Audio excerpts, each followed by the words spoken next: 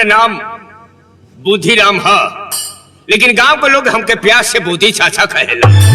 ऐसे बुद्धि चाचा कहेला कि हमारे दिमाग में खाली बुद्धि बुद्धि, हमारे दिमाग जो बाकी बुद्धि के भंडार है। ऐसे गांव के लोग प्यार से हमके बुद्धि चाचा कहेला। ये गांव में कोनो भी काम होला बेगर बुद्धि चाचा के राय से कोनो काम नहीं हो सकता। यहाँ तक कि कहीं भी पंचायत होला, अगर पंचायत में अगर बुद्धि चाचा ना जास तू पंचायत फरियाबे न करेला। बहुत मान हमारे दबा हमारे गांव में।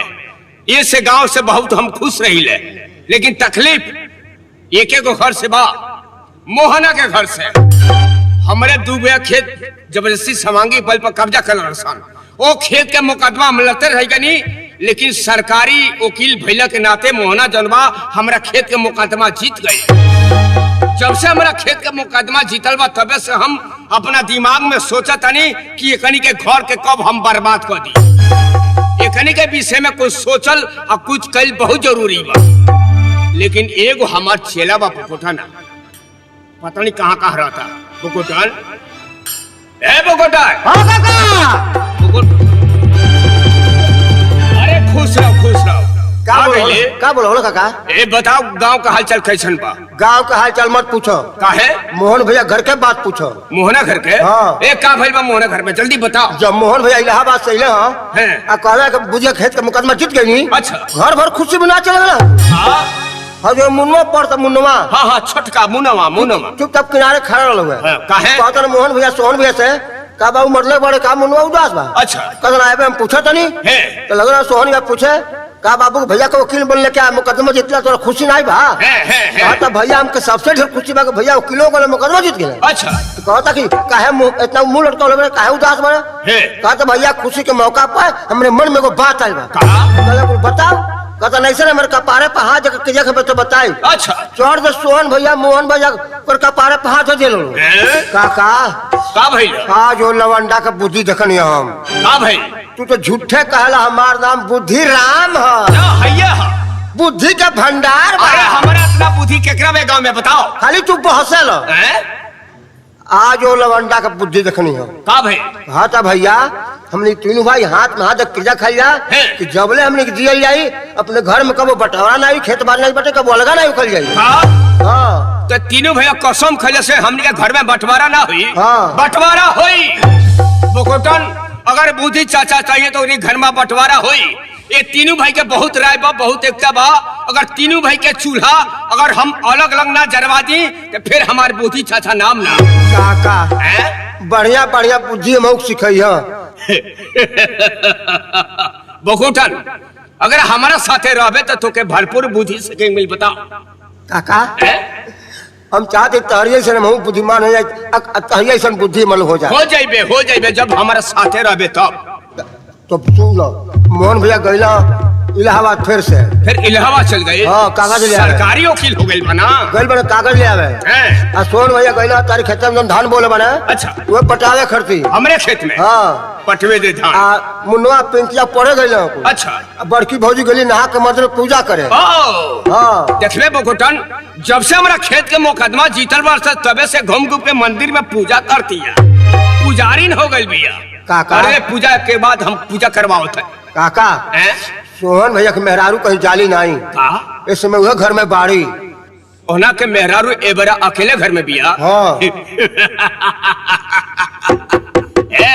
बुकोटन काका अच्छा मौका बा।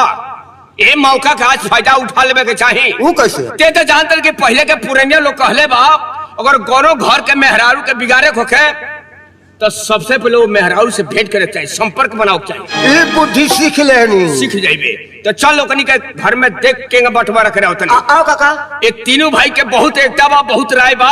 अगर तीनों भाई के चूल्हा अगर हम अलग अलग ना जरवा दी तो फिर हमारे बुद्धि चाचा नाम ना। काका चलो आओ अब चलो चल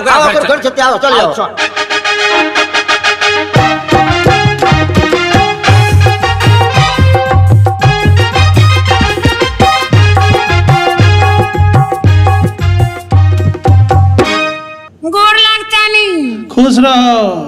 का हाल चाल बाजी? ठीक बा। देखी ना आपन बतावा। ए बाबू अपनो सब ठीक है बा। देखी ना मुन्ना बाबू और पिंकी बाबू ने की खिया के स्कूले भेज दनिया। अब तनी मनी घर में काम बा वो देख ले तनी। केहू बा हो? के है जी? हम है के? बकोटन। का कोई भीख मंगन से तो जी आज हो गइल बा। हम कहीं भिख मंगा बनावत हूँ। के हा सोहन भैया बा। ये सोहना बह। हाँ। तो का तुम्हारे पास से बतियाओ तरे घर में ढुक जो हम आवत नहीं। अच्छा जा तरीका का। हाँ जल्दी जो। भाजी प्रणाम। नीचे रही। ना ये आशीर्वाद नीचे रहा वाला आशीर्वाद मत दो। का है? ये बड़ा खतरा हो जाला। ये आशीर्वाद न फली। देखो भौजी न जा तनी खेते में। ए बाबू आ कौन भीख मंगा चिल्लात रहल दरवाजा पे? भिख मंगा? हाँ हम नहीं देखनी है। अच्छा रवाना देखनी है? नहीं। आ दादा खेत में गनी है काजी? जा तनी खेते में। तो का भइल है? तो बुद्धि का मिल गया रास्ता में। खाली रवा दिन भर बुद्धि का खींचे रहो या प्रकार धंधा छोड़ के। नहीं कतरे बकोटना सुनबे हम का काम कर रोक मत हम बड़ी जल्दी में मानी। कतरे का जल्दी बारे हम करी हमरे मछली भौजी की तबीयत खराब बाटे। हां झूठे कहानियां रोकिया नहीं। आता झूठ बोले खातिर घर में हम एगो खाली बानी। मुंह में से निकल गेलो। अच्छा तो कतरा की चल तनी पतोहिया के देख ले ओकर हाल चाल संगवा आइले। कहां बानी? बाहरवा खड़ा बना। बताऊं रवा घर में घुस गनी है का कहत हो कब काका जी बोला के ले आई? बोलाई। हां जाई। ए काका काका हो। ए का भाई? बाड़ी घर में घर में बारी? हाँ। केने बिया? है का है बाड़ी? हां बहुत काका आ गई है। गोर लागत ने काका जी। अरे खूब गदाई रहा हाय ए काका जी आज कने से रास्ता भुला के रवा हमरे घर चले नहीं है। ला तू तो जान तर के हमार काम हमें दिन भर गांव में घूमल यही रास्ते से जात नहीं सोचनी के चल के कम से कम ए मोहन घर का हाल चाल तो ले ले। बकुटन बाबू हां भाभी का खरे मुंह नहीं हड़तन तो और के कुर्सी लेके दी काका जी के बैठा ले आओ तो ठीक बा कुर्सी का हो ठीक बा। नहीं काका जी रवा 5 मिनट बैठी रवा के चाय बना दे तनी चाय पी के तब जा। ओहो परेशान भइला के कोनो जरूरत नहीं का हम चाय पी के आओ तनी। हे बुकोटन का हो?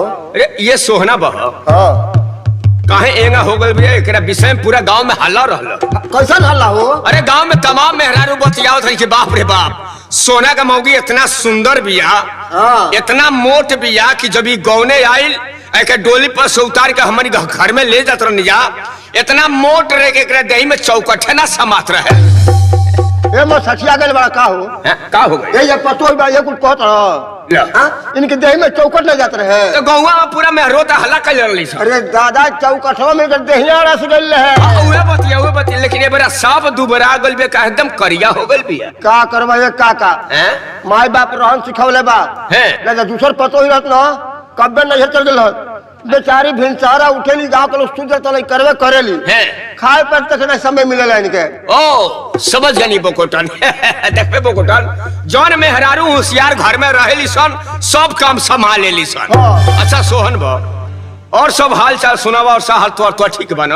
हां काका जी रवा लोगन का आशीर्वाद से सब ठीक ठाक से बा। अच्छा रवा तो जानते बानी कि बड़का भैया जी पढ़ लिख के वकील हो गई है कब 30,000 कब 40,000 कब 50,000 रुपया कमा के भेजत। अच्छा अब कौन चीज के दुख तकलीफ बा? है। अब तो हम लोगन का सब दुख दूर हो गए काका। ओ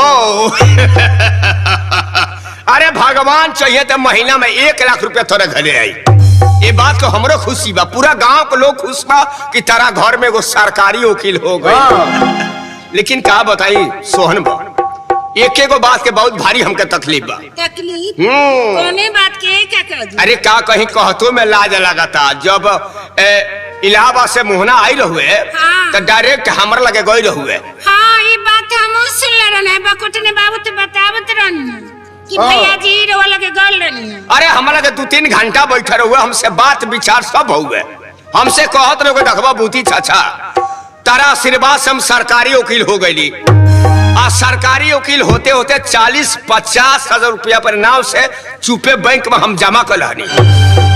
यो कहत रहुए कि जब 2-3 लाख रुपया और अपना नाव से हम जमा कर ले तो है जन 2 ताला मकनिया रे मकनिया के ले ले आ गोड़े जन बढ़िया खेत में सब खेतवा लेके आ सोहना के मौगी के मार के घर में से निकाल दे उ जाके घोटा पर आई देखबो जब से ये बात कहले बा तबे से हम अपना दिमाग में सोचत हनी कि देखा पैसा कमाते कमाते एकरा दिमाग में का घुस गइल। यही बात के बहुत भारी हमके तकलीफ बा जले बको सर। ते काका जी हमरा घर मानी त तनी ढंग तेरे बतियाई आ नहीं है घर फोड़े वाला बात कहि के होई रवा के त हमरा घर से निकल जाए। बताई रवा बूढ़ भइने त बूढ़ नियर बात नहीं सिखावे के चाही आ कियानी हमर घर फोड़े खात ला हरे राम हरे कृष्ण जय जय गोपाल का बीच में भगवान को धोखा ना सत। अरे भगवान झूठ ना बोला में बोकोटन ए बोकोटन तनी तेज समझाओ हमरा बात के न की समझा तेज समझाओ। हम का समझाई। अरे वह बतिया